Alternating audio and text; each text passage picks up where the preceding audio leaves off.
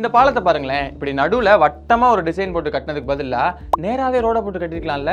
ஏன்னா வட்டமா போட்டு கட்டினதுனால அந்த பாலத்துக்கு $10 மில்லியன் அதாவது இந்திய ரூபாய் மதிப்புல இன்னைக்கு தேதியில 85 கோடி ரூபாய் செலவாயிருக்கு.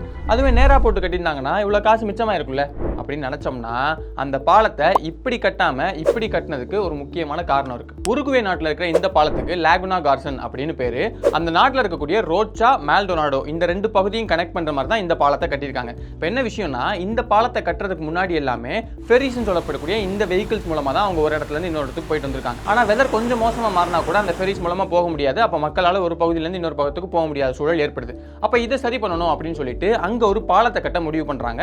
அதுக்காக ப்ரொபோசல்ஸையும் ஆர்கிடெக்ட்ஸ்ல இருந்து அரசாங்கம் கேட்கறாங்க. ஆனா அப்படி கேட்கும்போது ஒரு செக் வைக்கிறாங்க. என்னன்னா, அந்த இடம் கடலும் ஆறும் சேரக்கூடிய ஒரு பகுதியில் இருக்கிறதுனால அங்க மட்டுமே வாழக்கூடிய நிறைய உயிரினங்கள், நிறைய செடி கொடிகள், நிறைய மீன்கள், இன்னும் தவளைகள், இந்த மாதிரியான நிறைய விஷயங்கள் அங்க இருந்திருக்கு. இது போக பறவைகளும் ரொம்ப அதிகமா அங்க வந்து தங்கி இருந்துட்டு போயிருக்கு. அதனால 1970களிலேயே அந்த பகுதியை யுனெஸ்கோ பயோஸ்பியர் ரிசர்வா அறிவிச்சிருக்காங்க. இவ்வளவு முக்கியமான இடமா அது இருந்ததுனால அங்க பேர்ட் வாட்சிங்காக வரவங்களோட எண்ணிக்கையும் அதிகமா இருந்திருக்கு. அப்போ நம்ம ஒரு பாலம் கட்டும் போது அந்த பாலம் அங்க வந்து சேரக்கூடிய பறவைகளுக்கு எந்த விதத்திலையும் பிரச்சனை ஏற்படுத்தக்கூடாது.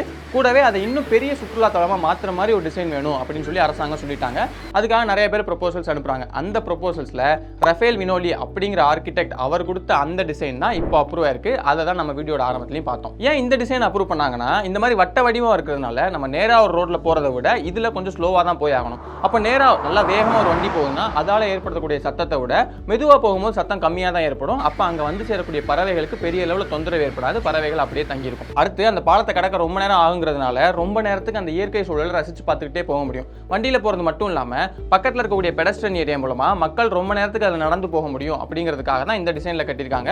அப்படி கட்டி முடிச்சதுக்கு அப்புறமா அவங்க எதிர்பார்த்த மாதிரியே முன்ன இருந்ததை விட அதுக்கப்புறம் சுற்றுலா பயணிகளோட எண்ணிக்கையும் அதிகமா இருக்கு. இந்த லாகுனா கார்சன் பாலத்தோட டிசைன் பத்தி நீங்க என்ன நினைக்கிறீங்க? நிஜமாலே இது ஒரு நல்ல டிசைன் தானா, இல்லைன்னா அது ஒரு தேவையில்லாத ஆணி அப்படின்னு நினைக்கிறீங்களா அப்படிங்கறத பத்தி கீழே கமெண்ட் பாக்ஸ்ல மறக்காம கமெண்ட் பண்ணிடுங்க.